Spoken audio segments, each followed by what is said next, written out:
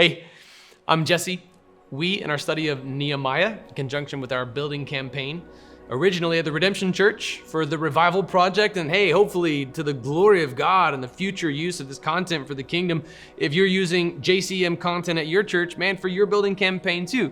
We've arrived at chapter 4, and Nehemiah and his team have done a great job of just allocating portions of the wall as to who would rebuild what, and it's really, really cool.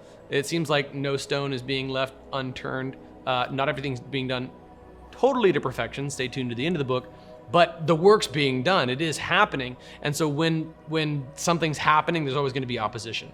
In fact, if there's no opposition, it's probably because they're not doing anything. So we're going to meet Sanballat in chapter 4. This will come up again in our sermon this weekend, but I wanted to delve into some of the nuanced wording of the accusation being made. Here's chapter 4, verse 1. When Sanballat heard that we were rebuilding the wall, he became furious. He mocked the Jews before his colleagues and the powerful men of Samaria and said, "What are these pathetic Jews doing? Can they restore it by themselves? Will they offer sacrifices? Will they ever finish it? Can they bring these burnt stones back to life from the mounds of the rubble?" Then Tobiah, the Ammonite, who was beside him, said, "Indeed, even if a fox climbed up what they are building, he would break down their stone wall." So this mockery that Sanballat is making, in the original Hebrew, there are a couple of interpretations as to exactly what he means. In verse 2, when he said, "What are these pathetic Jews doing? Can they restore it by themselves? Will they offer sacrifices?" In the original Hebrew of the question, like, will they offer sacrifices? It seems like he's asking, are they going to make sacrifices and worship their God, and their God's going to help them rebuild this thing? And then the second question, can they bring these burnt stones back to life from the mounds of the rubble? This evokes the question about the ruined stones from the original captivity back in 586 BC. And he seems to be mocking them for trying to take and piecemeal together from what was already destroyed something that couldn't be strong again, and hence Tobiah's contribution. Like, even if a fox were to walk up it, he would knock it down. The original Hebrew isn't entirely clear. I think the CSB team did a good job of translating it this way. What are these pathetic Jews doing? Can they restore it by themselves? Will they offer sacrifices? Will they ever finish it?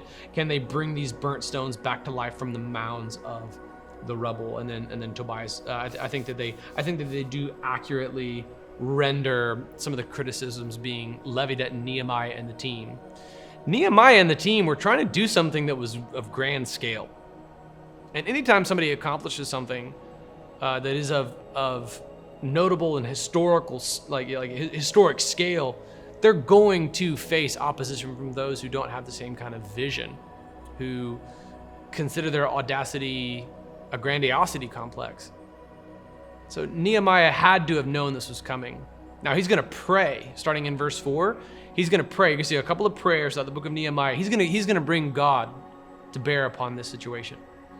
But I wanted you to know that as you and I together, as we endeavor to do something that is audacious, that is costly, that is difficult, we're going to face opposition.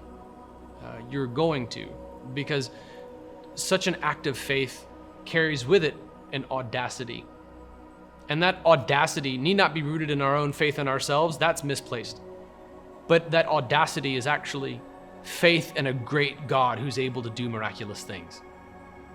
I can tell you from right now, currently where we're at with the Redemption Church and our building campaign, that we've already experienced favor from God that is incredible and miraculous. It is amazing to see what God has done in the most expensive housing market in America, next to San Francisco. I think we're in the second right now at the time of recording. That a church plant our size and as young as we are would be able to even bid on a piece of property is incredible. It's absolutely incredible. It's nothing short of miraculous. We're already experiencing favor from God, and we're anticipating the pushback. We're anticipating the difficulty. Okay, wherever you are in your building campaign, whether you're part of the Redemption Church or some other building campaign, just know that it's going to come. You're going to face opposition from the enemy. You're going to face opposition from people who think that they're doing the right thing. You're going to face opposition perhaps from your local municipality and zoning ordinances and things like that. You're going to face opposition from contractors or construction workers or people who just show up and then leave and they don't complete their work. You're going to face opposition. I'll tell you a quick story. We helped plant churches in Brazil through the denomination that I was a part of the Southern Baptist Convention, and the International Mission Board, which is the missions arm of the Southern Baptists, was giving us the funds and building materials and everything that we needed to be able to purchase property and then build a physical church on a plot of land in a town in Brazil called Montes Claros, meaning clear mountains. And there was this lady who was the leader of a Spiritist center directly across the street from the empty lot. She came out and she was, in all of her regalia and was well known, and she was famous because 2 Brazilian soap opera stars had committed suicide in her Spiritist center. And she told us as we were surveying the lot, "You're never going to get this land because I put a curse on it." Fast forward 1 year later, the Spiritist center is closed and the church was built. So you're going to face opposition. Don't crumble immediately. Don't just fold right away. Okay, like when you get into, when you start talking about claiming ground for the gospel, especially in a city like Seattle, you're smacking a demon, man. Okay, you're picking a fight with the devil. Like when you put on boxing gloves and you get in the ring and then the bell rings, don't get all shocked when the other dude punches you. Why did he hit me? Why is he punching? Why would he do that? Well, because you picked a fight with him, man. Like you signed up for this. This is not a spiritually benign enterprise. This is an act of aggression on the part of the kingdom of God against forces of evil. So don't be all shocked when you get socked in the mouth because of this endeavor. Other churches in the past have done this. God brought them through. Nehemiah and his team went through this and they faced opposition. See chapter 4, verses 1 through 3. God brought them through. He can bring us through. But we're going to anticipate it. A boxer gets in the ring expecting to get punched in the face. So don't get all shocked and don't wither and tap out the very first time you take a jab, okay? Deal? You with me, Redemption Church? Let's do this.